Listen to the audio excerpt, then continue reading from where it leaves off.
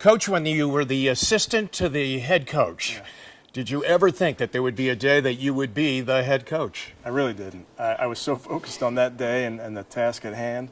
And if I've done anything right in my career, I've made sure that whatever job I had, I tried to do it at the best that I could. It seems as though you are constantly kind of getting more knowledge, whether it's about a different position or about a different scheme in all. Is that important to you? Very important. I think I'm going to try to, and our coaches are going to try to be lifelong learners. There's so much that we can still learn schematically, different techniques that we can do. And the reason for that is we want to help our players. We want to put our players in position. So if we can go out in the spring and learn a new technique or learn a new scheme that might help our guys, we're going to make sure we do that.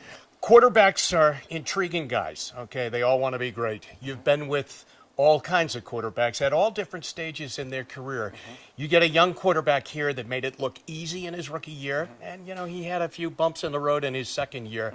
What are you going to try and pull from him? Well, Baker and I, we need to sit down first and talk, and I need to get to know him. But bottom line is what we'll do for Baker and for every one of our players is pull this thing apart. We need to really study that tape, study last year, and then once we've kind of understood last year, we're going to put it away. We're going to put it to bed and say, here's what we're doing this year. Here's the technique. Here are the schemes as they learn a new offense. That's important. But we need to learn about last year, but almost more importantly, we also need to move forward. You know, you talked about being in a bubble. I got to ask you this. You were part of an amazing win in New Orleans in the playoffs in overtime. You're getting ready for an amazingly tough game against San Francisco, and you're interviewing to become the head coach possibly, and now eventually of the Cleveland Browns. How did you keep that all in check?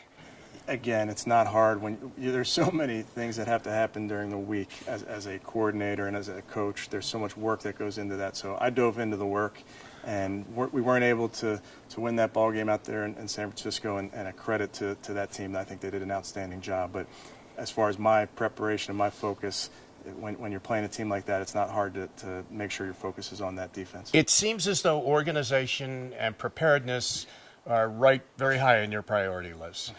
I would imagine that transcends when a team takes on that image. It transcends on Sundays. I hope so, and that's really the shared vision that I talked about with Dee and Jimmy and what we want this team to look like. And ultimately, we want smart, tough football players out there, and that's what we're going to be charged with, putting a scheme together where our guys can play fast. And at the end of the day, we need to be smart enough to identify our key players and make sure that this offense or defense or the special teams is tailored to their unique skill set. Sometimes when you take on a new assignment like this, it's the cupboard's bare on a lot of teams. Not so here? No, that's not the case at all. And there's young players that are really talented, and that's the fun part because these young players, they're only scratching the surface. We need to develop them. We need to get them even better and see where we can take these guys. I'm going to leave you with this, okay? You talked about meeting Jim Brown. Yeah. That's a wow moment. Yeah. But how about this? This is a pretty wow moment, too. You're the second youngest head coach in Cleveland Browns history. Only Paul Brown was younger. Wow. It's pretty good. That gives me goosebumps. That's special. And, you know, it's hard for me to sit back and reflect on this because there's so much work to do. But I'll promise you I'll sit back and think about that and just think about the storied history of this place. Welcome. Thanks, Jim. Thank you.